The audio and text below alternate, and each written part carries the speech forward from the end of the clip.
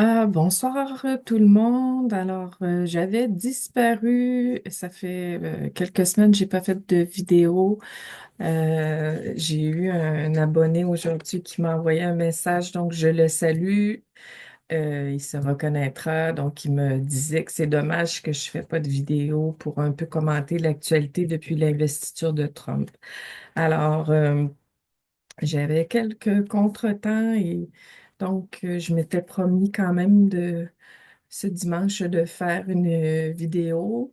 Alors, j'ai suivi pas mal l'actualité, évidemment, même si je venais pas sur YouTube faire de vidéos. Et donc, il y a beaucoup de choses dont on peut parler aujourd'hui et essayer en tout cas de comprendre un peu ensemble là, ce qui nous attend avec l'avènement là, du nouveau président à la tête des États-Unis. Donc, pour ce qui est du secteur financier, de la crypto-monnaie et bon, ben, de ces secteurs-là, là, à quoi on peut s'attendre? Donc, tout de suite, euh, au moment là, de l'investiture de président Trump, là, pour les gens là, du secteur de la crypto-monnaie, là, nous avons eu une douche froide, puisque quelques jours avant son investiture, le président et son épouse ont lancé tous les deux là, un meme coin qui donc a été une douche froide parce que personne ne s'attendait à ça de la part du président des États-Unis. Donc, le même coin, évidemment, c'est un faux projet cryptographique. C'est basé uniquement, c'est un jeton qu'on a nommé du nom du président Trump. Et donc, ça a été lancé le vendredi nuit. euh, Quelques jours avant, 2 jours avant son investiture. Et, et après quelques jours seulement, là, on a pu constater là, que euh, le jeton, après avoir monté de façon vertigineuse, a craché. Donc, évidemment, pour ceux qui connaissent un petit peu comment ça fonctionne un Memcom, c'est une pyramide de Ponzi. Donc, les derniers entrants, généralement, là, perdent tout leur argent. Et donc, les gens étaient très choqués parce qu'on ne pouvait pas s'attendre à ça de la part d'une autorité comme le président Trump, même si on connaît son passé en tant que euh, tu sais, détenteur de casino, ben, on pouvait pas s'attendre à ce qu'un président euh, avant même là, qu'il soit en poste, là, escroque là, des citoyens américains. Parce que c'est ce que lui et sa femme ont fait là, en lançant ce jeton. Donc, on peut se dire là, qu'on est en face là, d'un couple d'escrocs et qui n'ont pas vraiment froid aux yeux et qui ont pas l'intention là, de s'arrêter parce que ils sont à la tête d'une des puissances mondiales.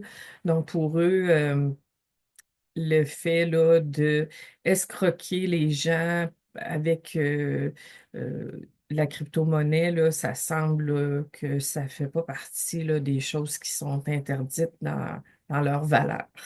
Alors, nous sommes entrés vraiment dans une ère qui va être compliquée parce que les Américains ont à la tête de leur pays là, un escroc notoire maintenant, qui est reconnu internationalement comme escroc parce qu'avec ce qu'il a fait, c'est vraiment acté.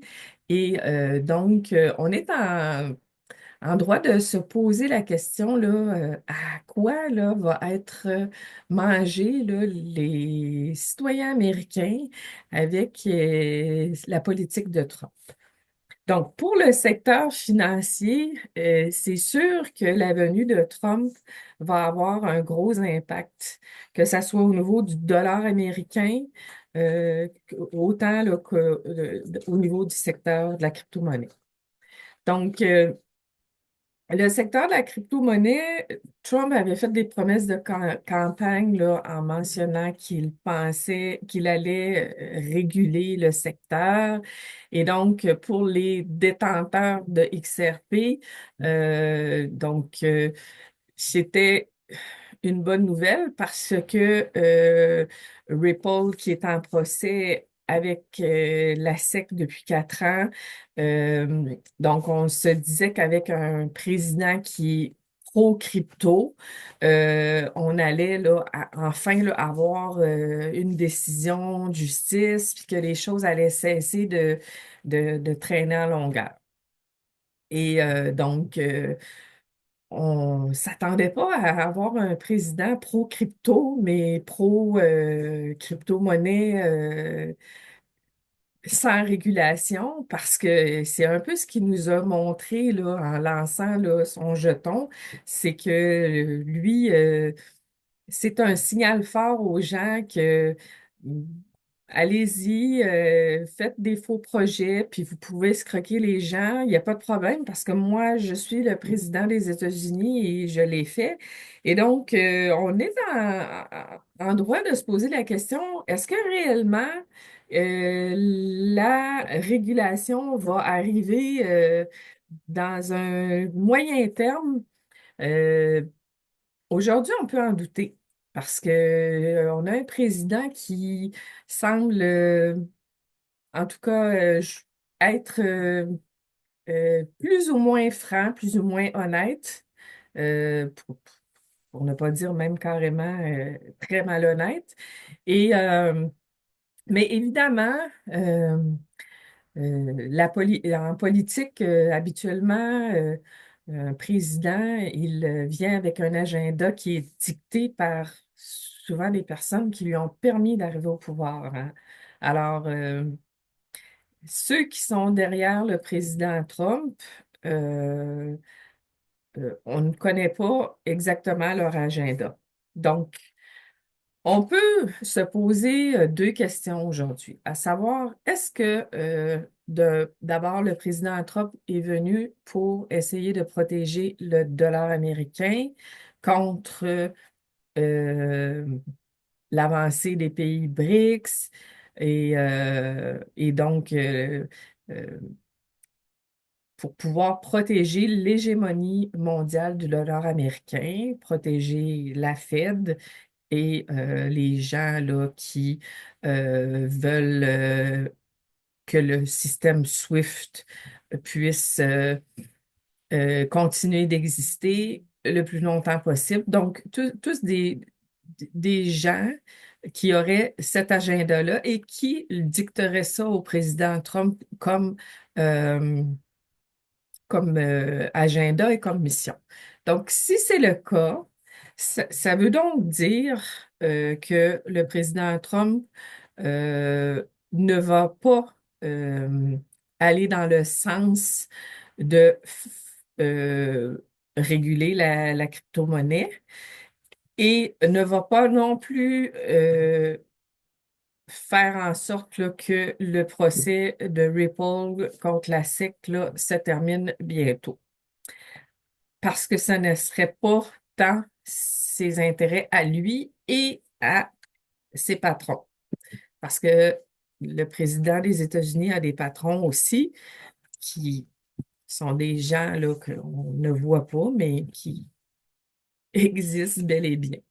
Donc, maintenant, euh, je crois que si nous répondons à l'affirmative par le fait que le président Trump est venu pour protéger l'hégémonie du dollar américain, donc il va continuer de mettre des bâtons dans les roues de Ripple, parce que le XRP, qui est la crypto-monnaie de Ripple et qui est plus qu'une crypto-monnaie, donc pour les gens qui connaissent le projet, et j'ai déjà fait des vidéos où j'explique comment fonctionne, comment euh, XRP répond aux besoins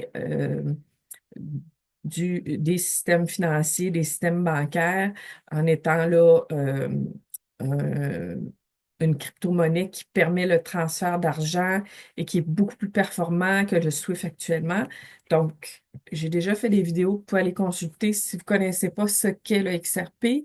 Et donc, sachant ce qu'est le XRP, donc XRP dans le secteur des crypto-monnaies, et il n'y a aucune autre crypto-monnaie qui est comparable à XRP. Quand les gens comparent Bitcoin avec XRP, c'est manifestement parce qu'ils n'ont jamais étudié ce qu'est XRP. Alors, le XRP est une menace pour le dollar américain.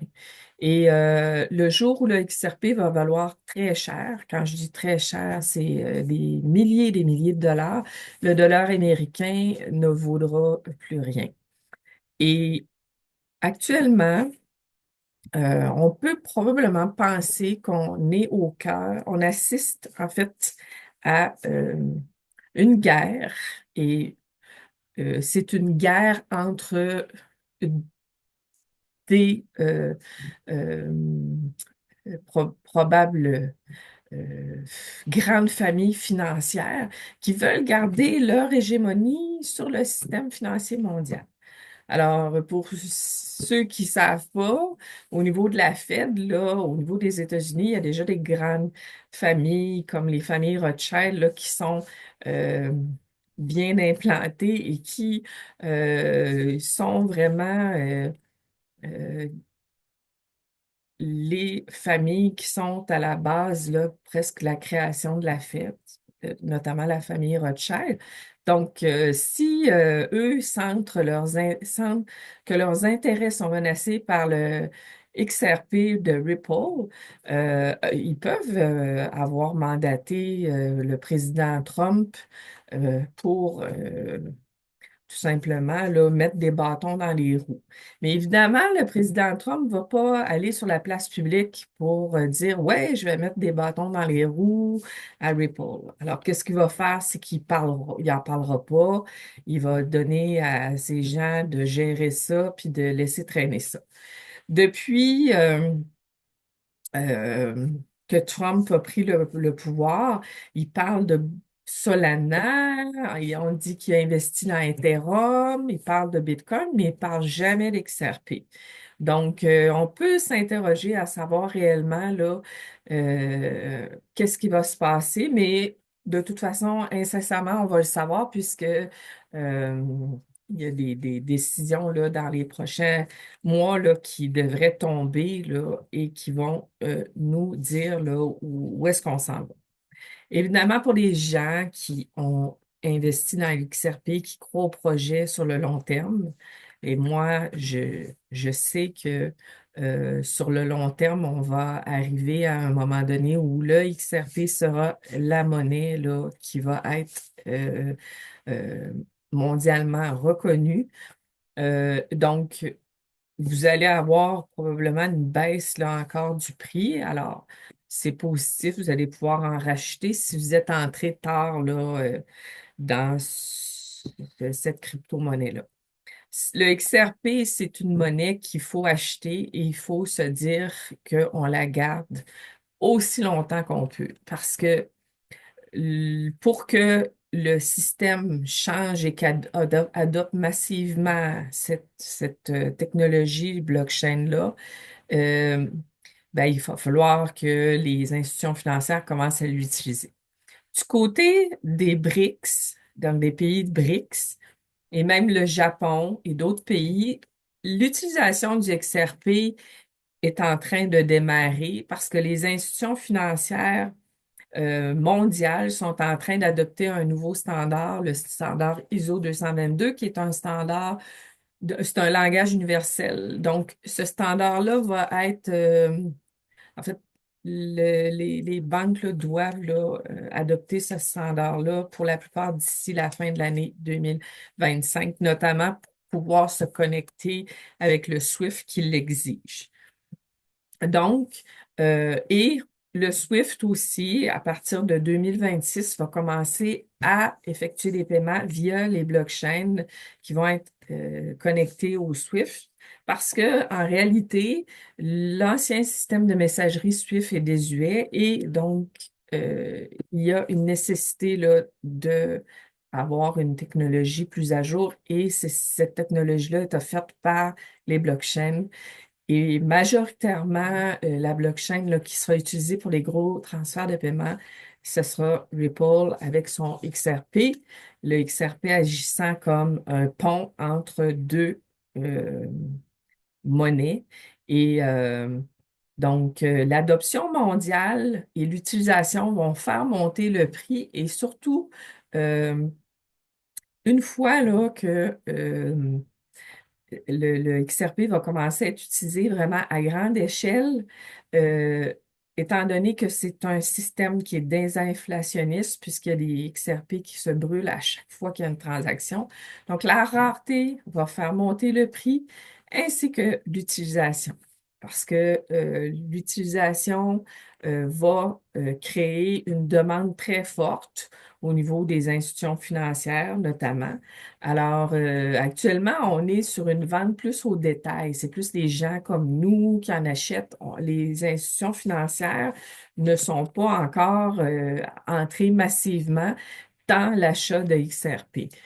Donc, moi, ce que je pense, ce qu'on doit en tout cas s'attendre par rapport à l'année 2025 avec Trump qui est arrivé au pouvoir, c'est que pour le XRP, ça ne bougera plus pas beaucoup.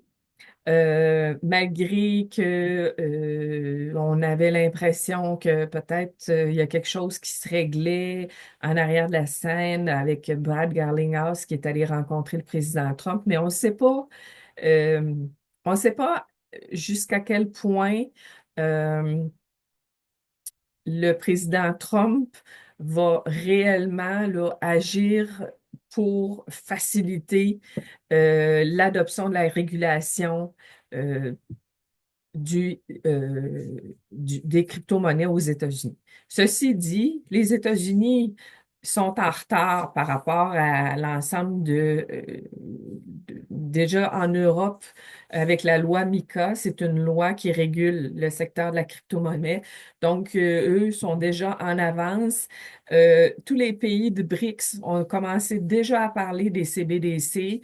Donc, ça veut dire que l'adoption là, des CBDC signifie aussi à ce moment-là que les monnaies vont transiger sur des blockchains. Et donc, on s'achemine vers une mondialisation du système financier via la digitalisation. Alors, même si Trump va retarder les choses, soit parce que c'est son agenda caché, ou parce que tout simplement, bon, il en voit pas la nécessité euh, parce que peut-être que pour lui, la régulation, excusez-moi, je vais boire une petite gorgée.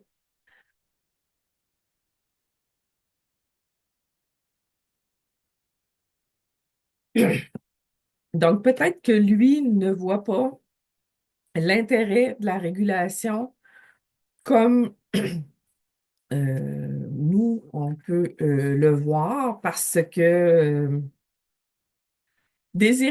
quand on désire la régulation, c'est parce qu'on veut que les projets sérieux de crypto-monnaie soient encadrés et que tous les projets qui sont basés sur un système frauduleux, une pyramide de Ponzi, on voudrait que ces projets-là soient délistés des exchanges et en fait, que on ait une épuration du système, du secteur de la crypto-monnaie.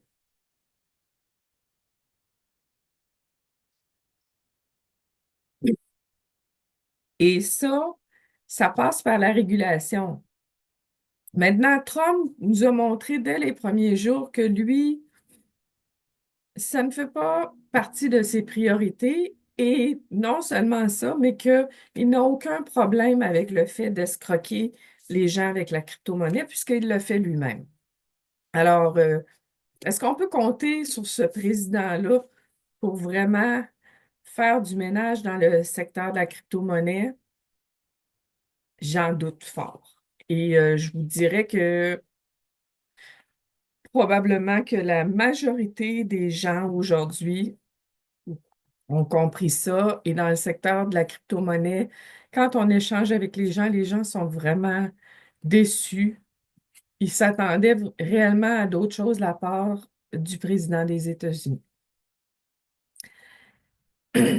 Ceci dit, euh, ça n'empêchera pas les blockchains de s'imposer comme technologie parce que l'ancienne technologie SWIFT, l'ancien système de messagerie SWIFT pour le transfert de paiement et les limites aussi qu'il y a au niveau du système financier par rapport à euh, des contrats intelligents, la tokenisation. Donc, la réponse à ces enjeux-là, ce sont les blockchains qui offrent des réponses. Donc, si les États-Unis veulent retarder l'intégration de la blockchain euh, dans euh, le système financier, dont le SWIFT, les pays ailleurs, eux, ont déjà commencé à sauter sur les avantages qu'offrent les différentes blockchains. Et les bridges qui vont servir pour le système financier, ce sont ceux qui vont avoir le standard ISO 222 comme XLM, XRP, XDC, HBAR, IOTA. Donc, et ces technologies-là ont déjà fait leurs preuves et les pays des BRICS, le Japon, la Chine, la Russie, donc le- le- eux, leur, leur désir de casser l'hégémonie du dollar américain est tellement forte qu'ils vont embrasser rapidement l'utilisation de ces nouvelles technologies-là qui leur permettent de s'affranchir aussi euh, de l'ancienne technologie SWIFT et également de la demande de dollars américains. Parce que le XRP, par exemple, va jouer le pont entre deux monnaies et dans l'avenir, c'est la demande de XRP qui va être euh, supérieure à la demande de dollars américains. Donc, les Américains, les États-Unis peuvent ralentir Ripple, mais ils ne pourront pas là, indéfiniment le faire.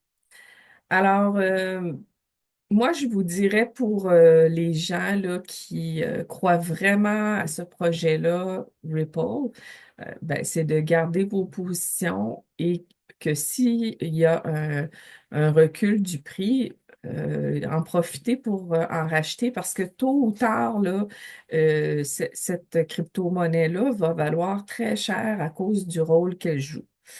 Et